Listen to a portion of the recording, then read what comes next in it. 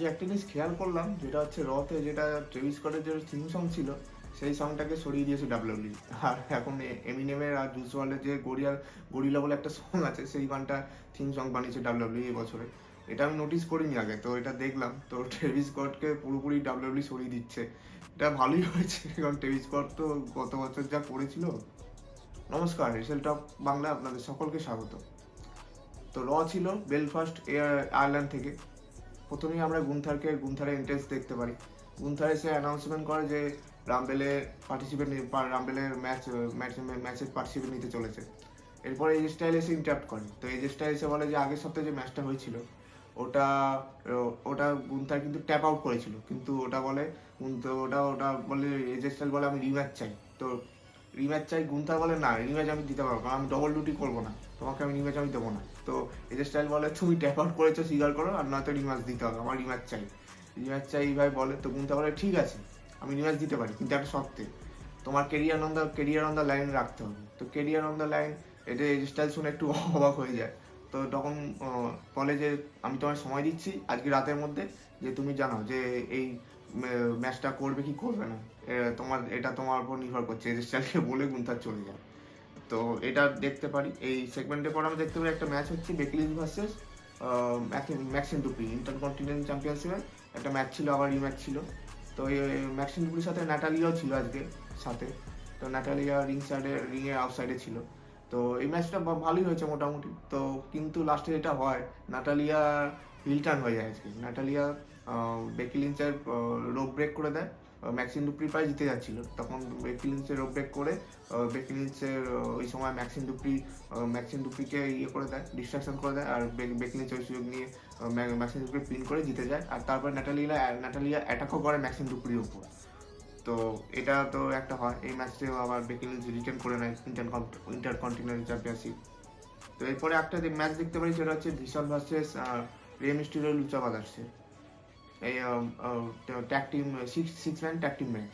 এখানে Bronson Reed, Logan Paul, Austin Theory, আর ওদিকে রে মিস্টিরিও, পেন্টা আর ড্রাগন লি, আর পল হেমনও ছিল। তো আজকে পল হেমনের একটা সেগমেন্টও দেখতে পারি ব্যাকস্টেজ থেকে, আগে অ্যাডাম পিয়ার্সের সাথে, যে পল হেমন তো কোচে আছে, বন বেকারকে সাসপেন্স করে দিয়েছে অ্যাডাম পিয়ার্স। তো বলে যে অ্যাডাম পিয়ার্সকে বলে যে তোমার চাকরি কিন্তু চলে যেতে পারে, ভয় দেখাচ্ছে আর কি। আর পল হেমন যেমন করে পল হেমন, তো অ্যাডাম পিয়ার্স এরকম রিপ্লাই দেয় যে আমি আজকের এই ম্যাচে রিংয়ের বাইরে বসে দেখবো ম্যাচটা, যে এখানে ম্যাচের মধ্যে কি হচ্ছে আমি দেখবো, আর তুমিও থাকবে। পলেমানকে বলে তুমিও থাকবে। তো এই ম্যাচে অ্যাডাম পিয়ার্স পুরো ছিল, আর পলেমান বসে, ওরা দুজনেই ছিল ম্যাচের সময়, তো দেখছিল। তো এই ম্যাচে মোটামুটি ম্যাচটা হয় ঠিকঠাকই। মাঝখানে একটা জায়গায় দেখা যায় যে লোগান পল চিটিং করে, যেটা অস্টিন থিওরিকে দিচ্ছে, যে ব্রাস নাকেলটা দিচ্ছে। তো ওই ব্রাস নাকেলটা দেওয়ার পর ওই সময় দেখে না অ্যাডাম পিয়ার্স যে হ্যাঁ এখানে ব্রাস নাকেল ইউজ হচ্ছে। তো রেফারিও চলে আসে থামাতে। তো তখন রেফারি ওটা দেখেও না যে অস্টিন থিওরি পড়তে যাচ্ছে ব্রাস নাকেলটা। তো ওই সময় দেখে না, যে তখন অস্টিন থিওরি ফেলেও দেয় ব্রাস নাকেলটা, ওই দেখার পর বলে দেয় ফেলে দিতে, যে এটা ফেলে দিতে হবে। তো তারপরে ওই সুযোগ নিয়ে রে মিস্টিরিওটা পড়ে নেয় ব্রাস নাকেলটা। তারপর আবার ঝামেলা লেগে যায় অ্যাডাম পিয়ার্সের সাথে রেফারি আর পল হেভেনের। তো ওই সময় রে মিস্টিরিও ওই সুযোগ নিয়ে অস্টিন থিওরিকে একটা ব্রাস নাকেল দিয়ে মেরে দেয়। তো ওই সুযোগ নিয়ে পেনটা একটা মেক্সিকান রেস্টুরেন্ট মেরে অস্টিন থিওরিকে পিন করে দেয়, আর ভীষণ হেরে যায় এই ম্যাচে। তো পল হেভেন খুবই খোঁচে যায়। এরপর আরও সেগমেন্ট দেখতে পারি, পল হেভেনের ব্যাকস্টেজ সেগমেন্ট, তো সেখানে এরপরে আসছি ওটাতে। তো এরপরে যেটা দেখতে পারি, যে জীবন ইভান ভার্সেস এল গ্রান্ডে আমেরিকার একটা ম্যাচ ছিল, আগের সপ্তাহে ছিল। পরে যেটা দেখতে পারি, জীবন ইভান ভার্সেস এল গ্রান্ডে আমেরিকা, তিনটে এল গ্রান্ডে আমেরিকা আছে। তো এখানে তো কে আছে মোটামুটি, একটা তো লুডভিগ কাইজার, তো আগের সপ্তাহে ছিল। তো এই ম্যাচে লাস্টে একটা যেটা হচ্ছে, জীবন ইভান্সের একটা ইঞ্জুরি হয়ে যায়। তো এই ম্যাচটা শেষ হয়ে যায়। তো ইঞ্জুরিটা কতটা সিরিয়াস জানি না, বাট সেরকম আশা করি সেরকম সিরিয়াস না হওয়াই ভালো। তো উনি তাড়াতাড়ি রিকভার করে যাবেন আই গেস। সো এটা একটা ম্যাচ হয়ে যায়। এরপর লিভ মর্গান, রক্সান প্রেস আর ইয়োস্কাই আর রিয়া রিপ্লি আসে। তো এরা অ্যানাউন্সমেন্ট করে দেয় রয়্যাল রাম্বলের জন্য। তো এরপরে আবার অ্যাটাক করে দেয় রাকেল রড্রিগেজ, ইয়োস্কাই আর রিয়া রিপ্লিকে। এটা নিয়ে সব কিছু বলারও নেই, তো ওরা প্রোমো কাট করতে দেয়, ওই সময় এই জিনিসগুলো হয়। তো এরপরে যেটা হচ্ছে পল হেভেনের আর অ্যাডাম পিয়ার্স আরেকটা সেগমেন্ট দেখা যায়। পল হেভেন তো হেরে গেছে বলে বিশাল রেগে গেছে, ভীষণ হেরে গেছে বলে এত জোরে একটা আওয়াজ করেছে পল হেভেন। আপনারা যদি টিভিতে বা মোবাইলে যখন শুনবেন, একটু সাউন্ডটা কমিয়ে শুনবেন। এত জোরে একটা হে বলে চিৎকার করেছে না, পল এভেনই পারে এই আওয়াজটা করতে। তো পল এভেন একটা ফোন কল করে, আর ম্যাচের সময় দেখি যে একটা ফোন কল করছে পল এভেন কাকে, সেটা বলে না, ডাব্লিউডাব্লিউ দেখায় না কাকে করছে। তো অ্যাডাম পিয়ার্সকে ভয় দেখায় যে এই আমি ফোন কলটা করেছি একজনকে, তুমি এর সাথে কথা বলো। তো একটা ভয় দেখানোর চেষ্টা করে, তো অ্যাডাম পিয়ার্স কথাও বলে, তো দেখায় না যে কার সাথে কথা বলছে। তো এরপর আরেকটু দেখতে পাই যে জে উসো আসে, জে উসো এসে অ্যানাউন্সমেন্ট করে দেয় রয়্যাল রাম্বলের জন্য। তো আমার মনে হচ্ছে জে উসো এবারে না কিছু না করে দেয় আগের বছরের মতন, আগের বছরে যা হলো। তো জে উসো অ্যানাউন্সমেন্ট করে চলে যায় ওটাই রয়্যাল রাম্বলে আমিও পার্টিসিপেট নিতে চলেছি। ব্যাকস্টেজ সেগমেন্ট থেকে দেখতে পারি যে অ্যাডাম পিয়ার্সের সাথে পল এভেন আর ভিশন এরা আসছে। তো ওরা বলে যে ব্রন বেকারকে পরের সপ্তাহে কিন্তু আনতে হবে, সাসপেনশন থেকে তুলে আনতে হবে, এসব বলতে থাকে পল এভেন মানে অ্যাডাম পিয়ার্সে। আর ওই কথাটা কার সাথে হয়েছিল ওটা দেখায় না।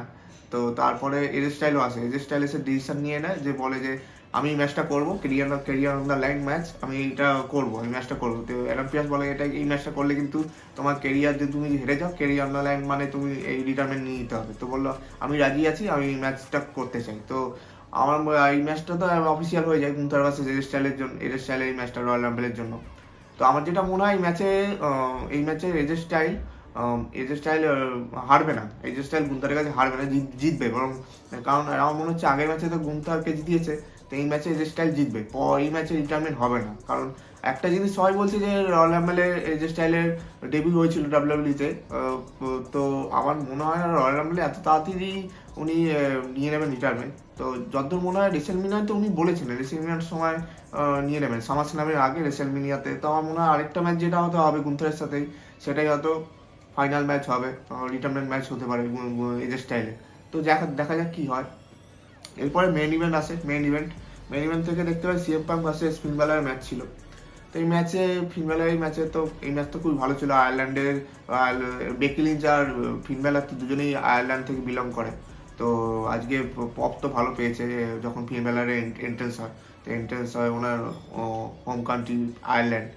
তো সিএম পাঙ্কও আসে, সিএম পাঙ্কও এই ম্যাচটা ভালোই হয়, প্রচুর জিটিএস পরে, ফিন ব্যালারের মুভসও পরে প্রচুর, ব্যালার যেগুলো উনি মারেন, ওনার যে মুভসগুলো আছে। তো এই ম্যাচটা খুব ভালোই হয়। তো এই ম্যাচটা অনেকক্ষণ চলেও, ভালো ম্যাচ হয়। তো লাস্টে এই ম্যাচে সিএম পাঙ্ক জিতে যায়।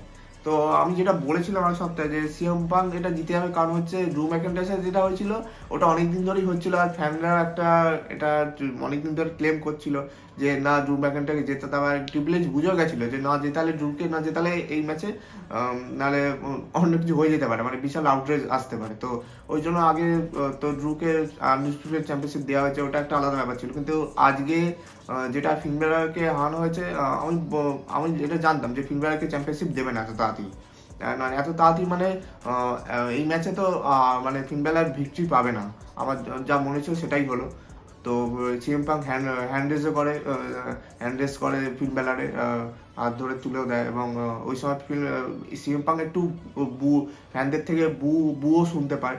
তো ওটা হয় কারণ ফিন ব্যালার হেরে গেছে, তো সেরকম মানে অ্যাকচুয়াল রিয়েল হিট ছিল না, মানে রিয়েল কোনো ছিল না, মানে ওটা একটা ম্যাচে হেরে গেছে বলে। তো ওটা ইকুয়াল করার জন্য হ্যান্ড রেস করে দেয় ফিন ব্যালারে সিএম পাঙ্ক, তো সিএম পাঙ্ক জিতে যায়।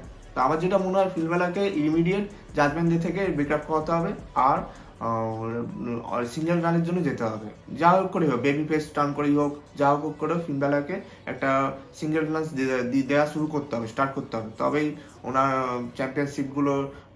চ্যাম্পিয়নশিপ পাওয়ার একটা চান্স থাকতে পারে।